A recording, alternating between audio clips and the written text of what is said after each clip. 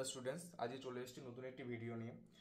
আজকে প্রশ্নে বলা আছে দুটি সমান তড়িতাহিত ও সমান আয়তনের সাবানের বুদবুদ একত্রে মিশিয়ে এদের মোট আয়তনের সমান একটি বড় বুদবুদে পরিণত হলো। ছোট বুদবুদ দুটির প্রত্যেকটির বিভব ভি হলে সংযুক্ত বড় বুদবুদ বিভব কত হবে?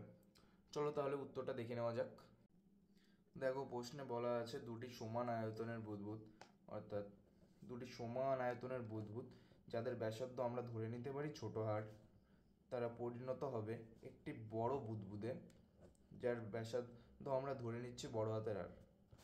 অর্থাৎ আমরা লিখতে পারি 2 × 4/3 পাই আর কিউ = 4/3 পাই বড় হাতের আর কিউ, বা এখান থেকে পাই/3 পাই পাই কেটে যায়, বা 2 × আর কিউ, বা এখান থেকে লেখা যায় 2/1/3 r r।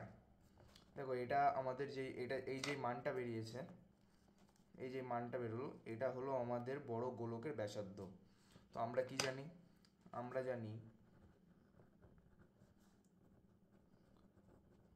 বিভব ভি = q/r। এখানে যেহেতু বলা আছে দুটি ছোট ছোট সাবানের বুদবুদ মিলিত হয়ে একটি বড় বুদবুদ গঠিত করেছে, তাহলে আমরা এখানে লিখব 2q, যেহেতু দুটো বুদবুদ, বাই আর।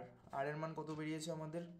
2⁻1/3 ছোট হাতের হার, বা ভি = আমরা যদি এই 2কে উপরে তুলে তাহলে হবে 2⁻1 - 1/3 q/r। কি হবে?